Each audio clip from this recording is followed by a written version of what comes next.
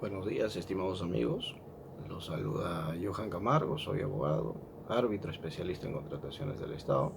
Y el día de hoy tengo la fortuna de poder compartir con ustedes algunas ideas vinculadas a esta especialidad, gracias a una importante iniciativa que ha tenido el CAE de abordar las implicancias que tiene respecto de esta especialidad la declaración o la declaratoria del estado de emergencia nacional por parte del gobierno central a raíz de la pandemia del coronavirus. Visto ello, yo he considerado abordar un aspecto que ha llamado la atención o ha despertado la inquietud de los operadores del litigio arbitral en estas últimas semanas, y es: ¿qué pasa con el cómputo de los plazos en los procesos arbitrales? Si, por ejemplo, yo tenía un plazo determinado para presentar una demanda que ya venía corriendo y cuyo vencimiento estaba previsto para un momento posterior al que se decretó la cuarentena, ¿qué pasa con ese plazo? ¿Se suspende? ¿Se interrumpe? ¿Continúa su cómputo, pero tengo la obligación de cumplir con la actuación a mi cargo, es decir, con presentar la demanda el primer día en el que exista la posibilidad material de hacerlo? O en el caso de los árbitros, ¿qué pasa si yo había establecido un plazo para laudar y ese plazo se encontraba en pleno cómputo? Ese plazo se extiende, ese plazo se interrumpe. ¿Qué es lo que ocurre con esto? He advertido que algunos centros de arbitraje han optado por la figura de la suspensión del cómputo de plazos. Han sacado comunicados disponiendo la suspensión del cómputo de plazos. Particularmente luego de haber revisado las normas pertinentes, llámese ley de contrataciones del Estado con su reglamento, la ley de procedimiento administrativo, el Código Civil, el propio decreto de urgencia que decreta el estado de emergencia nacional, estimo que en realidad los días que transcurren a partir del día 16 de marzo hasta el momento en el que sea levantado el estado de emergencia nacional, que sea previsto por lo menos de momento, que dure hasta el día 12 de abril, deben ser considerados como días inhábiles. ¿Y esto por qué? La mayoría de centros de arbitraje, en sus reglamentos arbitrales, establecen que se consideran, que primero, que los días o los plazos se computan por días hábiles y que los días inhábiles se consideran aquellos sábados, domingos, feriados y los días en los que el sector público no labora.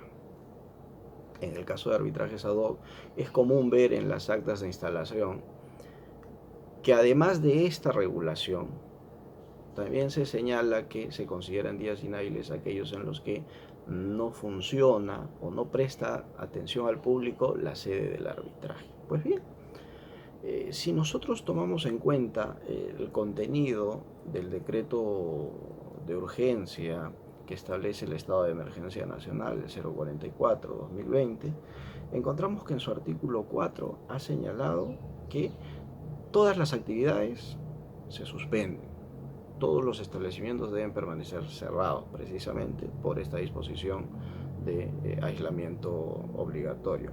Y únicamente existe permisión para cierto sector para poder continuar prestando servicios al público.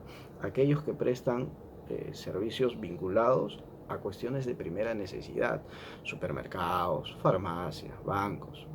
Pero dentro de ese grupo autorizado o de excepción no se encuentra la prestación del servicio arbitral. Por ende, en el caso de arbitrajes ad hoc, el tema se resuelve rápido, porque si tomamos en consideración lo dispuesto por este decreto de urgencia, vamos a encontrar que al no estar dentro de este grupo de excepción, la sede arbitral naturalmente no puede atender al público, y al no atender al público se configura este supuesto que se regula normalmente en las actas de instalación de tribunales ad hoc, que es que al no haber atención al público se considera días inhábiles. Pero si en el supuesto de que esto no estuviera regulado de esta manera y únicamente nos limitáramos a señalar que son días inhábiles aquellos en los que no labora el sector público, Entonces, la pregunta es, ¿el sector público se encuentra laborando en este momento? La respuesta probablemente sea, en algunas áreas sí está laborando. Pero ¿qué necesitamos para que la labor del sector público se considere como un día hábil? Para eso debemos remitirnos a la Ley de Procedimiento Administrativo, que en su artículo 138, inciso 1, dice que son horas hábiles las correspondientes al horario fijado para el funcionamiento de la entidad, ¿de acuerdo? Y que tiene que prestarse servicio al ciudadano.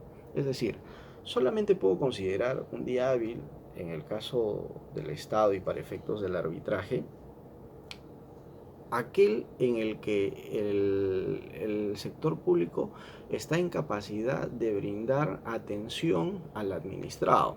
En este caso sabemos que a raíz de la declaratoria del estado de emergencia, el Estado no está prestando servicios a los administrados, salvo para los supuestos establecidos en la norma que establece el decreto de emergencia nacional. Considerando ello, parto de la premisa de que todo este periodo debe en realidad ser considerado como días inhábiles, con lo cual no hablamos necesariamente de un supuesto de suspensión del cómputo de plazos, ni tampoco de interrupción, ni tampoco existe una continuidad en el cómputo de plazos. Lo que existe, a mi juicio, es un periodo comprendido por días inhábiles, que continuará su cómputo cuando estemos frente al primer día hábil siguiente, y esto será cuando concluya el periodo de estado de emergencia, que por lo menos de momento, como lo habíamos dicho, está previsto para el día 12 de abril.